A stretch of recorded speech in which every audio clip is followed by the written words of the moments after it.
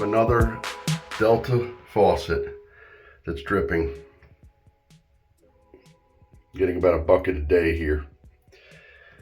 I've already turned the water off, so we're going to turn it on and see. Went down in the basement, turned the water off. Okay, the first thing you need to do is take off this little piece. There's like a little opening right there. So here's the cover. You need to take this off, and you see that little indentation there. It goes only one way. So you get a little screwdriver or something, take that off carefully. And then we have to remove that screw. So I got this Phillips head screwdriver started. You take this out. Don't forget to put something over the drain so little parts don't go down there. And then once that's done, you pull this off. Right, so if you can see there, looks a little corroded. So the next step is to take this bonnet off. So that looks nice and corroded. So I'm going to go get a pair of pliers. Okay, this didn't want to come off by hand at all, so I had to use the pliers, and it still didn't want to come off. So you must be very careful with this. So I used this pliers and banged around a little bit, got rid of some of the corrosion, and now it's coming off. So take this off.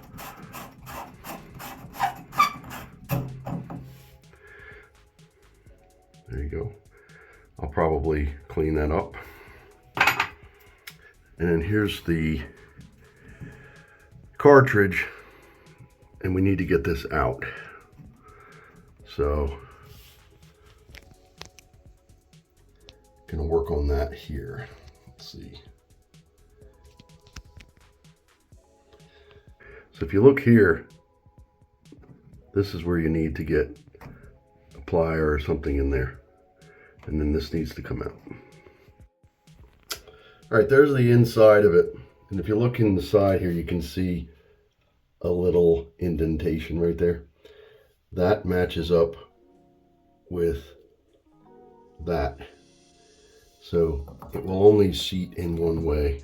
So you have to line that up when you put it back in. Anyway, so what I did was it didn't want to come out at first. So I just used some pliers very gently and pulled straight out. Now if you look in there, one of the washers came out, and that's right here.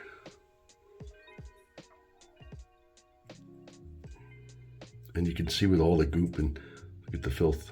So I'm going to get the other one out and then maybe clean up in there a little bit. So that other one needs to come out too.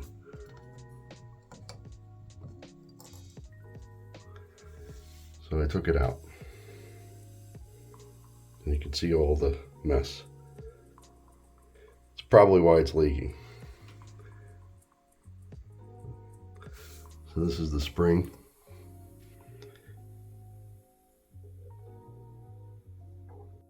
So just some understanding here. If you can see here, you have an O-ring, the black thing. I don't think that that's bad, but I'm going to clean it up. That seats in here. The things that probably are making this leak are this, which I have new ones.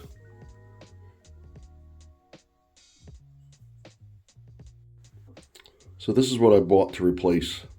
So it has the new springs and the washers in there, as you can see. So this is the part that you'll need. These are the universal seals. This is not the large O-ring. These are the two universal seals that do the mixing of the water. So the instructions say to use damp cloth. So I'm just going to use a Q-tip. I can't get in there with a cloth. Just clean those out. Let's try this side. Looks pretty clean.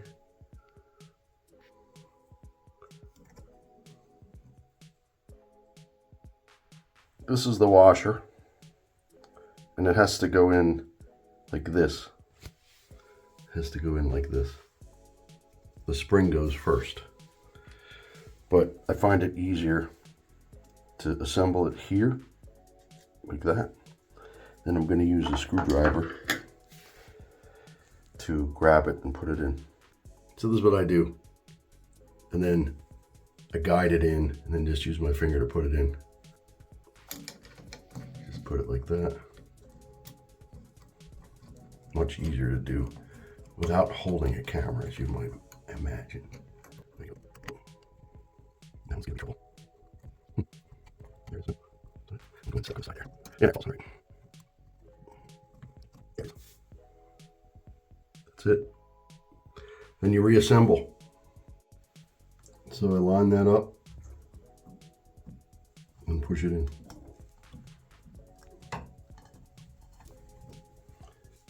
You take the bonnet and put it back on. I'm doing a quick fix here. I don't feel like messing around. So then I just do it hand tight. Hand tight. You don't want to go crazy. If you want, you probably could put a little tiny bit of pressure. Put a tiny bit of pressure on here, but not much. Not even a quarter turn. Okay, so I'm going to go try this before I put these items back on. So now the next step is to turn the water on and try it and see if it's dripping anymore. Turn the water back on to the supply. Ideally, you would have a shut-off valve somewhere behind the wall, but this place does not have that. So everything looks pretty good here. I don't see any dripping. Wait, thought I heard a drip. Anyway, I'm gonna put the rest of the stuff on. So it's just the same thing. You put this back on, it only goes one way. And then this goes back in.